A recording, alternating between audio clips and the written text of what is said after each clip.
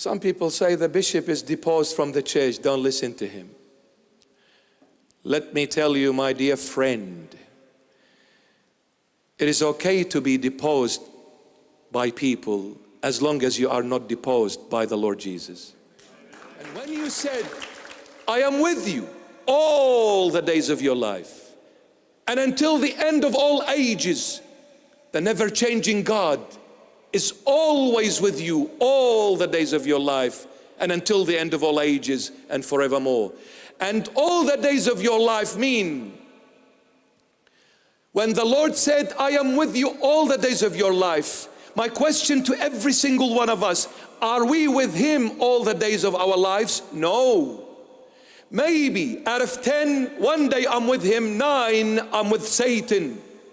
But the Lord says, I am with you all the days of your life, meaning I am with you in the day you are with me, and I am with you in the day you are not with me. I'm still with you.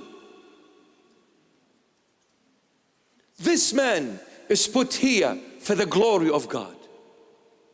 Lord, make me that blind man to be put here for your glory. Use me for your glory. And whatever glorifies your holy name, let me be that man, the reason for your glory. Even if people make fun of me, even if people ridicule me, even if people persecute me, even if people depose me from the church, let me be the man put here for your glory. Let me be.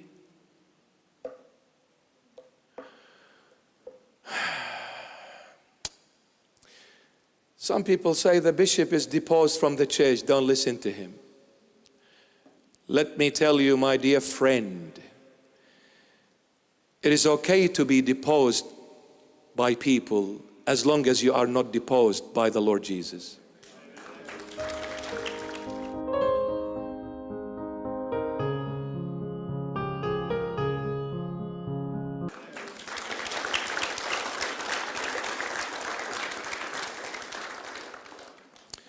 People are people. Today they love you, tomorrow they don't. The Lord loves you today, tomorrow, and forever. Never change. I'm not here for people, I'm here for my Lord. My stay on earth is like a dream at the awakening. It's a short drive, it's a short walk, it's a short distance. So it's okay if I get persecuted for this short moment to gain the glory of all glories for eternities to come. What is one moment of suffering compared to eternities of glories and praising and honor? Let me suffer, but as long as at the end I'm with you, my Lord. I don't want heaven because you are heaven. I don't seek places, I seek the honor of all places. I don't want no thrones, I don't want no high places, I don't want no limousines, I don't want no red carpet, Lord, rolled under my feet. I want my Jesus, even when He makes me His donkey. I want my Jesus. Laugh at me, kick me, punch me, ridicule me. I'm being put here for the glory of God. Seek the Lord. Seek the Lord. Young men, young women, sons and daughters. Don't imitate the world. Don't imitate other people your age, similar to your age. Don't look on how they dress. Don't look on how they walk, how they talk, how they dance, how they jump, how they eat, how they travel. You don't belong to the world. You belong to Christ the King. You belong to the Lord Jesus. Let the Lord see you beautiful, not the world. Let the Lord recognize you, not the world. Let the Lord acknowledge you, not the world. Let the Lord say, this is my child. Not the world, because the world will make you a slave. The Lord will make you the son of God, free. And look at the world. What a joke. Some people They want to play God, thinking with money, with power, they can rule the world. And they do things. And they say, wow, look at us. Lest someone think that Jesus Christ is a messenger, meaning a prophet. No, he is God. Be very careful. Those who claimed to see became blind.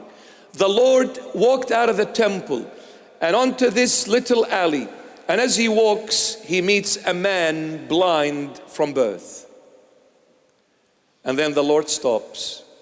The disciples ask him, Lord, whose sin was it for this man to be born blind? Was it his parents or was it his own? Because to the Jewish people, when they see somebody sick, when they see somebody blind, they take it is the wrath of God. Looks like this man is so much of a sinner that God has punished him. That's why he was born blind. And to their shocking surprise, the Lord Jesus answers and says, it is neither his parents' sin nor his own, but this man is put here for the glory of God. For the glory of God.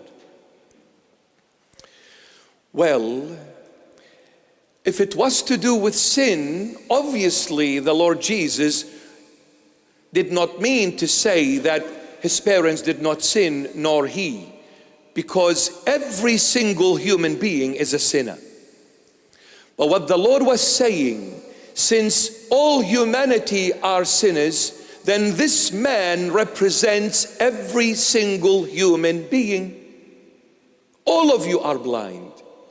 Why are you asking whose sin was it for this man to be born blind?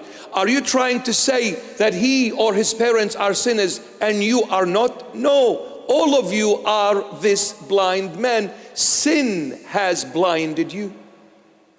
Sin has blinded you.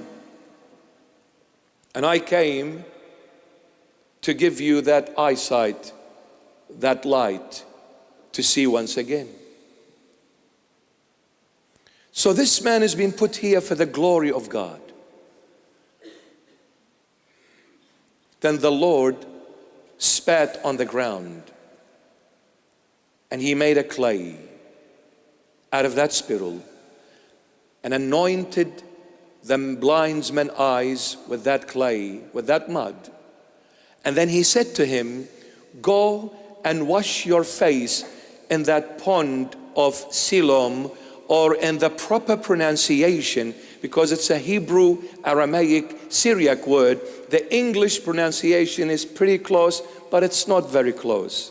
Siloam is not Siloam, it's Shiluha or Shilucha. See, that's how you make it sound when you're a Jewish man or a woman or an Aramaic speaking person or Syriac. Shiluho or Shilucha, that's the pond. Shilucha in the Hebrew Aramaic, it means the sent one or the messenger. So that pond that is called Shilucha, the messenger, symbolizes the Lord himself. Symbolizes the Lord himself. I am the messenger from God. I am being sent by my Father. I and the Father are one.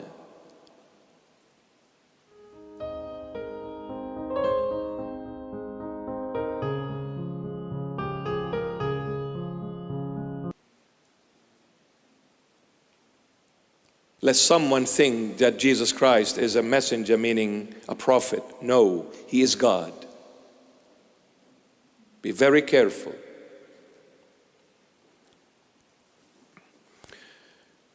This man walks, washes his face, regains eyesight. Some say he did not even have eyes. The Lord created 2 brand new eyes for him on the spot. The reason why the Lord Jesus spat on the ground and made clay, he was trying to teach everyone at his time and all the time that just like that very God who created Adam, the former creation of God, the former Adam, just like God created Adam out of the clay, well, guess what? The same God is me. I created two brand new eyes out of clay as well. I am God, the creator of all. Adam was created out of clay, and I, Jesus Christ of Nazareth, gave this man two brand new eyes with clay. I am the creator. There is no one else. But let's focus on this for a moment. When the Pharisees brought his parents, said, "Is this your son? And was he truly blind from birth?" They said, "Yes." But then the parents said, "He is of age. Ask him who opened his eyes. We don't know." They said that out of fear, because the priest and the scribes and the Pharisees said, whoever confesses Jesus Christ will be thrown out of the synagogue. So out of fear they said, he is of age. Looks like this man, this blind man, was an adult, maybe in his 40s, maybe in his 50s even. So for him to sit on the wayside as a beggar for years and years and years, every single person in that town knew him in person, because they would have passed him by every morning, every afternoon, on the way to work and on the way back home. They would have passed him by, seeing him sitting on the side of the road begging. They knew him very, very, very well. The Lord came knowing this man is blind. He said, well, I will fix your eyesight by making it more blind. I'll make sure if there was 1% chance of seeing, I'm gonna block it with this clay which I made with my spit. So I'll guarantee that you're blind now, 100%. This is how I fix your problem. Thank you, Lord Jesus. Secondly, I will ask you to get up and walk all the way to that pond and wash your face. The people of that place knew this man very well. They knew he was blind. All of a sudden, after all these long and many years have gone by, he is now of old age. They see him walking with mud all over his face. My question is, who puts mud on their face? Only those who have mental issues, isn't it? Because they don't know what they're doing. When they saw this man with mud all over his face, they said, he is not only blind now, but he is also a lunatic. He has lost the plot.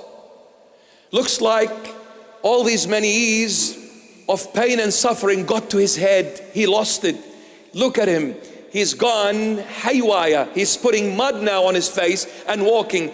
Guess what? Let's make fun of him.